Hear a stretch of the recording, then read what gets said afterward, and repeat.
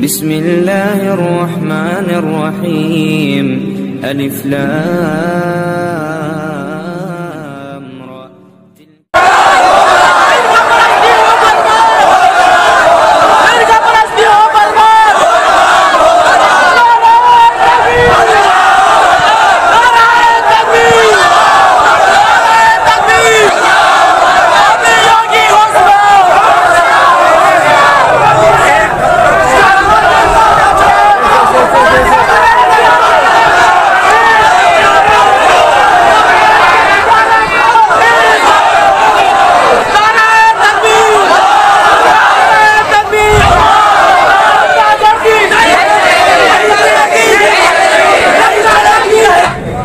महसूस ये होता है दौर तबाही है, शीशे की अदालत में पत्थर की गवाही है, दुनिया में कहीं इसकी तफसीर नहीं मिलती, कातिल ही मुहाफिज है, कातिल ही सिपाही है। आज अजीब माहौल मुल्क के अंदर बन गया है और मैं इस बात से 100% मुत्तफिक हूं कि ये मॉब लिंचिंग नहीं है, ये एक मुनज़्ज़म साजिश है। मुल्क के अंदर रहने वाले 20 करोड़ लोगों के खिलाफ कि इनकी आवाज को खामोश कर दिया जाए। मोदी जी, आप कहते कुछ हो, करते कुछ हो, आप जीतने चले हो विश्वास, बात करते हो विश्वास की, लेकिन जब जब विश्वास की बात करते हो तब तक पीठ में छुरा घोंपने का काम करते थे। कभी अखलाक है, कभी पहलू खान है, कभी जुनेद है, कभी तबरेज है, और अपनी मर्जी के हिसाब से सिर्फ मुसलमान निशाना नहीं है। जब तुम्हारी मर्जी होती है, जहां तुम्हारी जरूरत होती है, वहां दलित भी निशाना बनता है, वहां ईसाई भी निशाना बनता है, वहां सिख भी निशाना बनता है। कहां ले जाना चाहते हो मुल्क को? कोई तरीका बता दो कि ये 22 करोड़ लोग कोई दूसरा मुल्क, जबकि पूरी दुनिया की सबसे बड़ी दूसरी आबादी मुसलमान की हिंदुस्तान में रहती हो, हम कहीं जा नहीं सकते, कोई हमें ले नहीं सकता।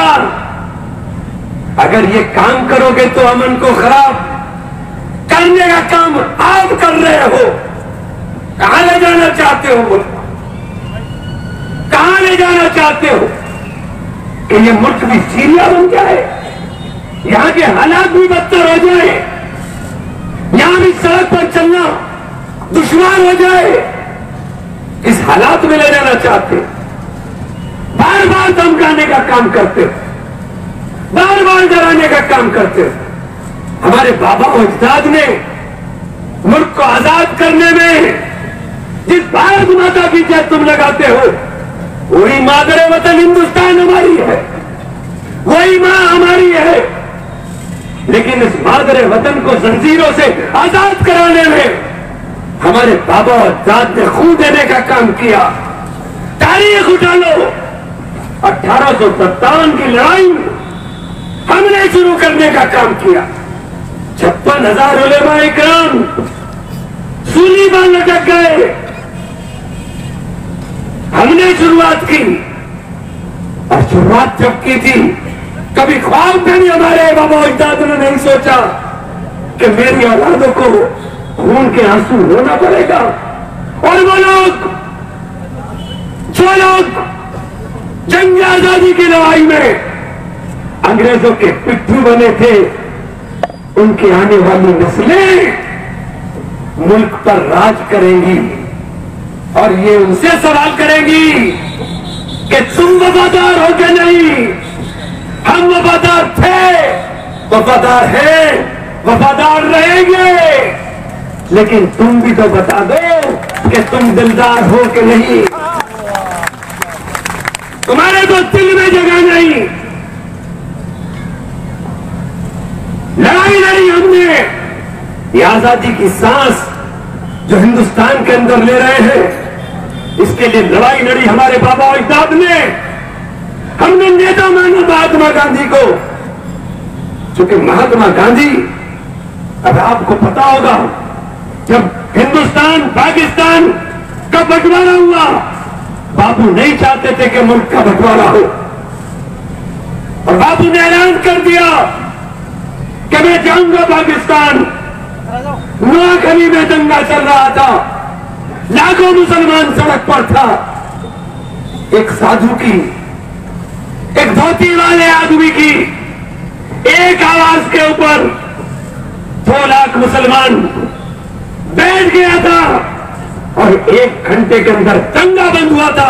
ये तारीख उठा करके देखो तो तुम्हें समझ में आएगा कि उस साधु की, उस संत की, जो मुसलमान नहीं था, उसकी एक आवाज के ऊपर मुसलमान ने लब्बैक कहा था, और उसने कहा था मैं पाकिस्तान जाकर मैं जाऊंगा वहां के लोगों पर, मैं नहीं चाहता हूं। और सब लोग जानते हैं कि 30 जनवरी को बापू को किसने मारा? जिसने बापू को मारा, तुम उसकी जिंदाबाद करते हो। लानत है तुम्हारी शक्लों पर, लानत है तुम्हारी शक्लों पर। जिसने हमें जीने का, आजादी का इख्तियार दिया हो, तुम उसके कातिल के मंदिर बनाने की बात करते हो। कौन सा हिंदुस्तान बनाना चाहते हो? ये बापू के सपनों का हिंदुस्तान था, बापू के सपनों का हिंदुस्तान रहेगा। इस हिंदुस्तान के अंदर कभी भी, कहीं भी गॉडसे के मानने वालों या गॉडसे के चाहने वालों, तुम्हारी विचारधारा, तुम्हारी सहनियत हावी नहीं होगी। और मैंने पहले भी कहा है कि हम लोग जिंदा दिल हैं, हमारे जज्बात जिंदा हैं, लेकिन हमें यकीन है उस आइन पर, उस दस्तूर के ऊपर, जिस आइन और दस्तूर से हमें ये इख्तियारात मिले हैं कि हम अपनी मजहबी मामलात में, हम अपने मजहबी मामलात में किसी की मुदाखलत बर्दाश्त नहीं करेंगे। लाख कोशिश करके देख लो, हम मानने वाले नहीं हैं, हम मिटने वाले भी नहीं हैं। लेकिन एक बात का यकीन इंशाअल्लाह है कि आज भी इस मुल्क के अंदर एक बहुत बड़ी तादाद, एक बहुत बड़ी तादाद इस मुल्क के अंदर सेकुलर जहन के लोगों की है, जो चाहते हैं कि मुल्क का गुलदस्ता हिंदू, मुस्लिम, सिख, ईसाई आपस में भाई भाई की जो हमारी विरासत थी वो जिंदा रहे। उस यकीन के साथ हम लोग खड़े होने का काम कर रहे हैं। हम लोग लड़ेंगे, लेकिन मैं मुबारकबाद देता हूं उन लोगों को भी जिन्होंने इन तमाम मामलात को, वो हमारे मजहबी भाई नहीं है, वो हमारे हिंदुस्तानी भाई हैं, वो हमारे वतन के भाई हैं, लेकिन उन्होंने इस लड़ाई के लड़ने के लिए आगे आकर के ऐलान किया। हमें जुडिशियरी पर भी, न्यायपालिका पर भी, न्याय व्यवस्था के ऊपर भी इस बात का यकीन है कि जैसे अभी ये तबरेज अंसारी साहब वाला केस हुआ, इस केस में मुझे नहीं पता, नदीम साहब को जानकारी होगी, लेकिन मैं जितना पढ़ता हूं कि इन्होंने गवाही, वो जो बयान उसका लिखा है, उसके बयान में शामिल करा है कि वो मोटरसाइकिल चुराने के लिए घर में घुसे। हमें इस बात का यकीन है कि तमाम हालातों के मद्देनजर हमारे देश की न्यायिक व्यवस्था, हमारे देश की न्यायपालिका इसके ऊपर गौर और फिक्र करेगी और हालात के हिसाब से फैसला लेकर के इन जालिमों को, जालिम कोई भी हो, इन जालिमों को सजा देगी। और जुल्म के खिलाफ जब तक दम बेदम है, जहां जरूरत होगी बोलने की वहां बोलेंगे, जहां जरूरत होगी लड़ने की वहां जालिम के खिलाफ लड़ेंगे। जालिम कोई भी हो, जालिम अगर मेरा भाई भी है तो मैं अपने भाई के खिलाफ भी लड़ने का काम करूंगा, लेकिन जुल्म के लिए लड़ने का काम करूंगा। साथियों, दोस्तों, अभी आप लोगों का मैं बेहद, चूंकि गर्मी के अंदर आप लोग जिस तरह से यहां पर मौजूद हैं, ये एक वो जज्बा है, इस आग को, इस जज्बे को अपने दिलों के अंदर जिंदा रखें। बहुत बहुत शुक्रिया। उस्ताद हजरत मोहम्मद वाइदी साहब से दरखास्त करता हूँ कि बेहतरीन शेर की बयानी करते हुए अपने ख्यालात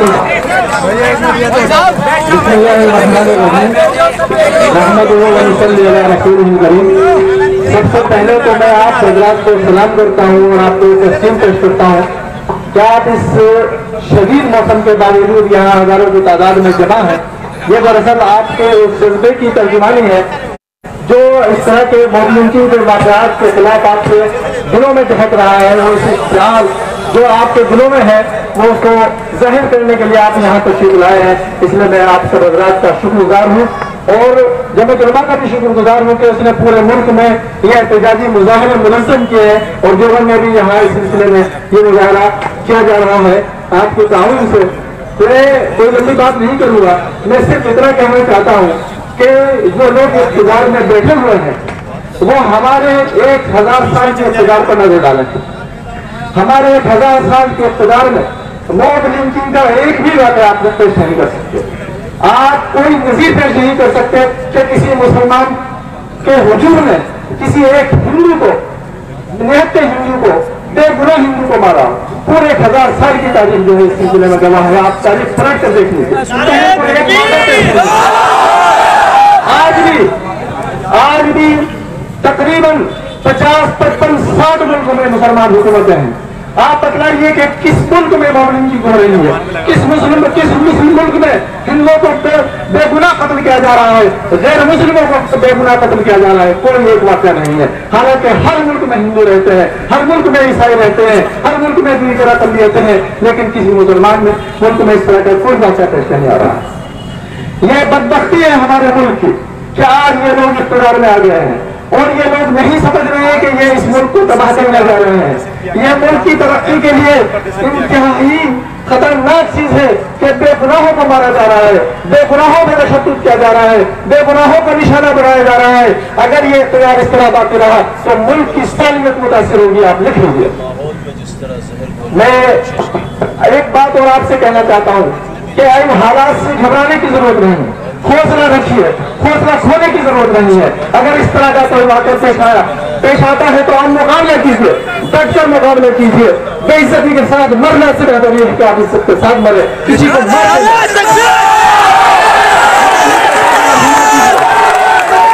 मैं ये नहीं कहता आप किसी पर हमला कीजिए, किसी बेगुनाह का निशाना बनाइए, किसी बेगुनाह को तशद्दुद कीजिए, लेकिन अगर आपके साथ इस तरह का कोई वाक़या पेश आया तो आप बुद्धि का सबूत मत दीजिए, बल्कि हिम्मत से काम लीजिए। जो भाई उन वाक़यात को देख रहे हो वो भी शरीक हो और उनसे बदला देने की कोशिश करें और उनको क्या हर किरदार तक पहुंचाए। ये बात कोशिश कह करके मैं अपनी बात खत्म करता हूँ। तो आप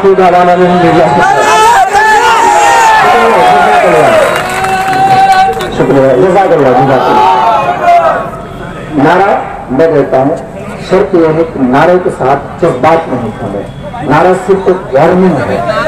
मैं देता हूँ नारा, जवाब आपको देना है। इंकलाब,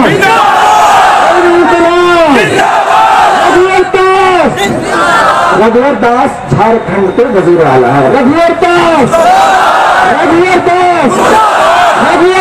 शर्म करे, रघुवर दास शर्म करे, नहीं एक दूर मरे। बंद करो, बंद करो, बंद करो, बंद करो। मैं वक्तन नारे कहता रहूंगा। हमें अपने जो है नुमाइंदों को भी सुनना है। बाकी कर दूं और बता दूं, ये गुस्सा सिर्फ तबरेज अंसारी का गुस्सा नहीं है। झारखंड में 19 लोग मॉब लिंचिंग के जरिए मारे गए। इससे ज्यादा तादाद हो सकती है। हमारे दरमियान नदीम खान साहब यूनाइटेड अगेंस्ट हेट की नुमाइंदगी करते हुए मौजूद हैं। वो इस पर पूरा डाटा आपको बताएंगे। मेरे मालूमात के मुताबिक तकरीबन 19 मॉबलिंचिंग झारखंड में हो चुकी है। ये इस वक्त तक हुआ है जब हुकूमत से रही थी। इसके बाद में बिना किसी तमहीद से कारवाना इंसाफ जो हिंदुस्तान में नौजवानों की मुनज़्ज़म तंजीम है, जिसमें सोशल मीडिया पर अपनी जो है मौजूदगी दर्ज कराई है और बहुत सारी मामलों में फाशिस्ट ताकतों को पीछे पछाड़ दिया है, उसके सदर मोहतरम हजरत मौलाना डॉक्टर तारिक अय्यूबी नदवी साहब हमारे दरमियान मौजूद हैं। उनसे दरख्वास्त है कि वो अपने ख्यालात का इजहार फरमाएं। डॉक्टर तारिक अय्यूबी नदवी आने दो।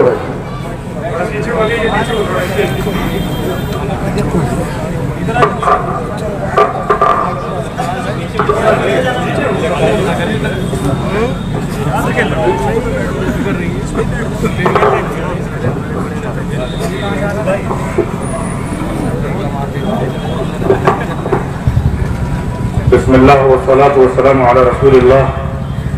अस्सलामु अलैकुम व रहमतुल्लाहि व बरकातुहू। गर्मी की शिद्दत में, धूप की इस तपिश में मैं आपके जज्बात को सलाम करता हूँ, कौम की जिंदा दिली को सलाम करता हूँ।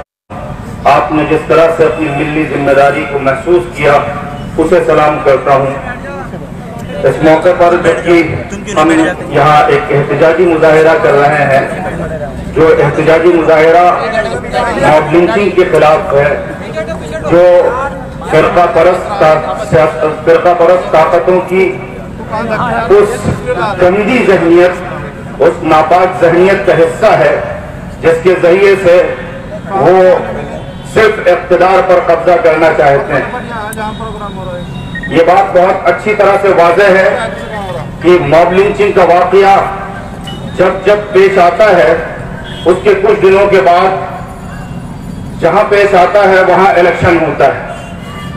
इसमें कोई दो राय नहीं है कि झारखंड में अब तक सबसे ज्यादा मॉब लिंचिंग के वाकयात पेश आए हैं, वहां हमारे कमजोर और मजलूम भाइयों को सबसे ज्यादा निशाना बनाया गया है। और इस वक्त जबकि सेंट्रल पार्लियामेंट के सेंट्रल हॉल में इस मुल्क के वजीर आजम ने यह कहा था कि पहले तो हमने नारा दिया था सबका साथ और सबका विकास, और अब हम नारा देते हैं सबका विश्वास।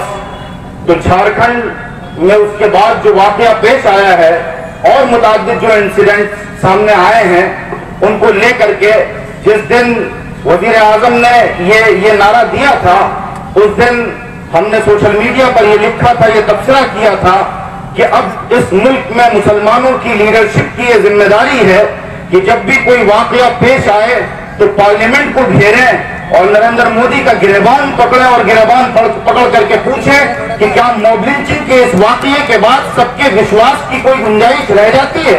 एक तरफ खून बहाया जाए, एक तरफ लोगों को कत्ल किया जाए, एक तरफ जानवरियत और बर्बरियत का नंगा नाच नाचा जाए, और दूसरी तरफ आपकी जुमलेबाजी।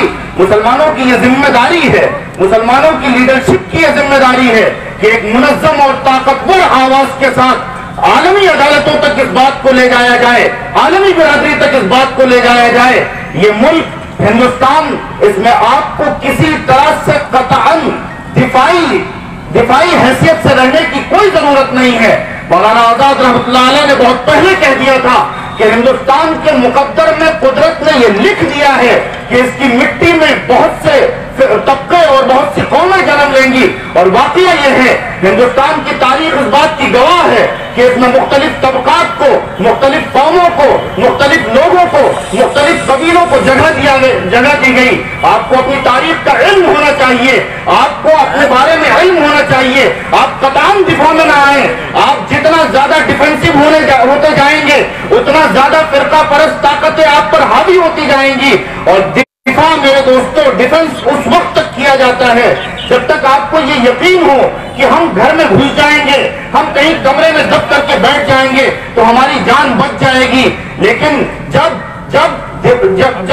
यहां तक बात पहुंच जाए कि घरों से फिरका परस्त ताकतें माओ बहनों को निकालने लगे, जब यहां तक बात पहुंच जाए कि गुंडे और मवाली और हुकूमत के गुंडे वो हमारे नौजवानों को पकड़ करके सरेराह कत्ल करने लगे, तो फिर दिफा नहीं करना है, फिर हमें बढ़ करके मुकाबला करना है।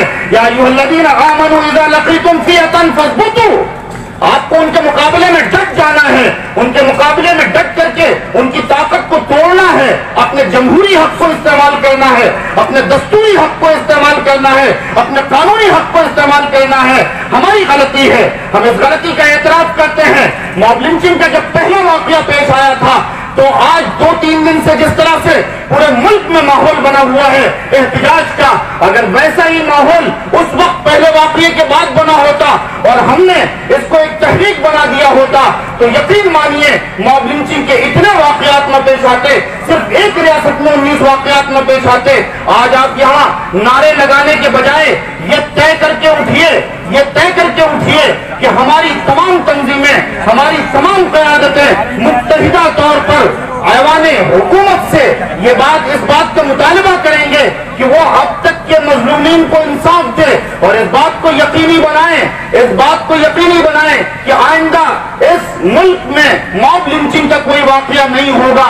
जाहिर है कि हम सिर्फ नारेबाजी से अपना हक नहीं ले सकते हैं, हमको ताकत के साथ, कुव्वत के साथ, मजबूती के साथ, इत्तेहाद के साथ आगे बढ़ना होगा और कौम के अंदर ये जज्बा हमें फूकना होगा कि जब जुल्म इस हद से गुजर जाए, चौराहे पर जुल्म होने लगे, सड़कों पर जुल्म होने लगे, तो न सिर्फ ये कि हुकूमत वक्त से सवाल पूछना वाजिब है बल्कि हर हाकिम को सूली पर लटका देना वाजिब है।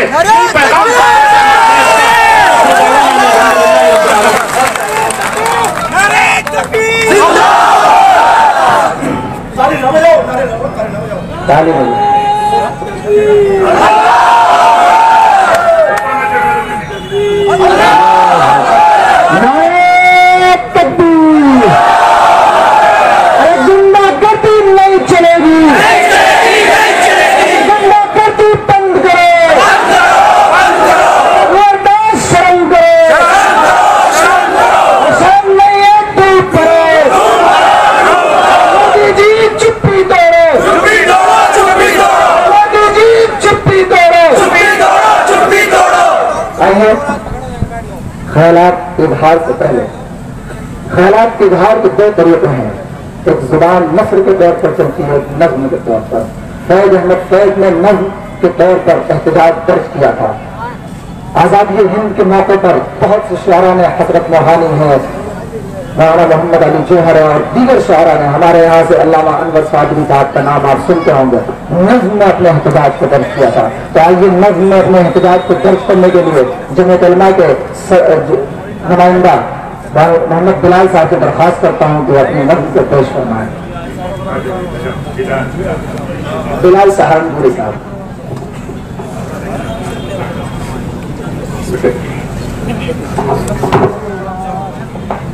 आज के इस एहतजाजी प्रोग्राम के सदर साहब और ये गयूर आवाम एक नज्म पेश करना चाहता हूं। तबरेज अंसारी की जो वीडियो हमारे सामने आई, उनकी जो मॉब लिंचिंग हुई और जिस तरह से जय श्री राम के नारे लगवाए गए, तो मैंने एक नज्म कही। नज्म का अनुमान है राम। नज्म शुरू होती है कि राम के नाम पे नफरत को बढ़ाने वालों, राम के नाम पे नफरत को बढ़ाने वालों, राम के नाम पे लोगों को डराने वालों, राम के नाम पे लोगों को डराने वालों, राम के नाम पे नारों को लगाने वालों, राम के नाम पे त्रिशूल उठाने वालों। चंद लोगों के कहां राम हुआ करते हैं, चंद लोगों के कहां राम हुआ करते हैं। राम तो वो है जो इंसाफ किया करते हैं, राम तो वो है जो इंसाफ किया करते हैं। और शेर सुने के राम आए थे यहां लेके पयामे उल्फत, राम आए थे यहां लेके पयामे उल्फत। उनको इकबाल ने लिखा था इमामे भारत, उनको इकबाल ने लिखा था इमामे भारत। और राममानस में तो तुलसी भी यही लिखते हैं, राममानस में तो तुलसी भी यही लिखते हैं। राम मर्यादा है, नारों में नहीं मिलते हैं। राम मर्यादा है, नारों में नहीं मिलते हैं। राम आए थे मोहब्बत को बढ़ाने के लिए और मजलूम को इंसाफ दिलाने के लिए। खून बहाने का जो एक काम किया है तुमने, राम के नाम को बदनाम किया है तुमने। खून बहाने का जो एक काम किया है तुमने, राम के नाम को बदनाम किया है तुमने। और राम भक्तों के तो एक काम नहीं हो सकते, ऐसे लोगों के कभी राम नहीं हो सकते, ऐसे लोगों के कभी राम नहीं हो सकते। हमारे बड़े नेता यहाँ तशरीफ रखते हैं, उन्हें अपने इज़हार ख्याल करना है। मेरी 1 मिनट की और नज़्म वो भी मुलाजा करें, और ये जो हमारे मीडिया के साथी हैं, मेरी इस नज़्म पर मुझे न दिखाएं, बल्कि इस आवाम को दिखाएं कि दारुल उलूम देवबंद से ये पैगाम जाना चाहिए कि हिंदुस्तान का मुसलमान क्या सोच हिंदुस्तान के अंदर रखता है, क्या वो सोचता है। नज़्म मुलाजा करेंगे, सदके जाऊं इसके मैं कुर्बान इस पर जान है, सदके जाऊं इसके मैं कुर्बान इस पर जान है, सबसे अच्छा इस जहां में मेरा हिंदुस्तान है, सबसे अच्छा इस जहां में मेरा हिंदुस्तान है। ये वो मिट्टी है जहां पर राम जी पैदा हुए, ये वो धरती है जहां दोहे कबीरा ने कहे, ये वो धरती है जहां दोहे कबीरा ने कहे, ये वो धरती है जहां देवबंद भी है, काशी भी है, ये वो धरती है जहां देवबंद भी है, काशी भी है, ये जगह वो है जहां मदनी भी है, गांधी भी है, ये जगह वो है जहां मदनी भी है, गांधी भी है। और मेरी ख्वाहिश है कि अब ऐसा हो ये मेरा वतन, मेरी ख्वाहिश है कि अब ऐसा हो ये मेरा वतन, ताअबद कायम रहे गंगो जमन का बागपन, मस्जिदों में हो अज़ाने, मंदिरों में हो भजन, इस तरफ कुरान हो तो उस तरफ हो कीर्तन, इस तरफ कुरान हो तो उस तरफ हो कीर्तन, और दोनों मिलजुल कर रहे, हालात चाहे जो भी हो, दोनों मिलजुल कर रहे, हालात चाहे जो भी हो। चोट मुस्लिम को लगे तो दर्द हिंदू को भी हो, चोट मुस्लिम को लगे तो दर्द हिंदू को भी हो। और जो भी इस हिंदुस्तान में साहिब ईमान हो, जो भी इस हिंदुस्तान में साहिब ईमान हो, उसके दिल में राम का और कृष्ण का सम्मान हो।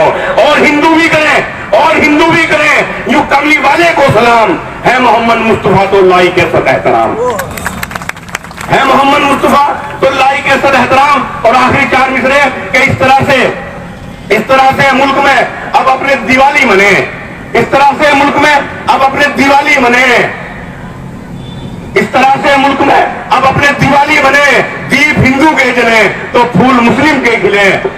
और इस तरह से हम संवारे मुल्क की तकदीर को, इस तरह से हम संवारे मुल्क की तकदीर को।